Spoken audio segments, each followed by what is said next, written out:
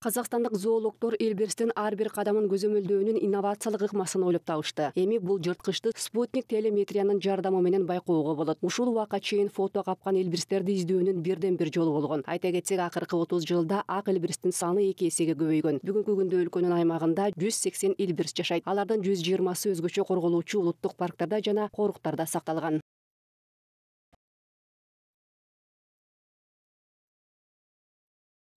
Уже 10 снежных барсов. Азыркы учурда 10 элбирс спутниктик маалымат таратуучу белги менен камтылды. Биз алардын ар бир кадамына көз салып турабыз. Спутник телеметриянын бир артыкчылыгы биз дал ошол учурда эмне болуп жатканын көзөмөлдөй алабыз. Биз ошол учурда элбирстин кайда экендигин гана билбестен, анын жүрүм турумунун өзгөчөлүгүн да изилдей алабыз. Мындай кадам менен аны толук кандуу коргоого мүмкүн. Пути его миграции, можем организовать охрану его. Атайын моюнга тагыла турган курал издөө системасы менен жабдылган. Ал аркылуу тоо жырткычынын жайгашкан жерин гана эмес, анын ден соолугун да көзөмөлдөөгө мүмкүндүк берет. Бул технология элбирстердин так санын эсептөө үчүн да абдан пайдалуу. Окумуштуулардын пикиринде элбирстердин саны жылдан жылга көбөйүүдө.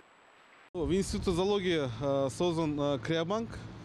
Зоология институтунда ак элбирстин генетикалык материалынын криобанкы түзүлдү. Тактап айтканда 11 эркек жана ургаач элбирс. Азыр алардын бизге белгисиз жаңы багыттары ачылып жатат. Ал жерде элбирстерди кайтаруунун жолун уюштурганы жатабыз. Бүгүнкү күндө ак элбирстердин санынын азайып кетүү коркунучу жок деп эсептейбиз.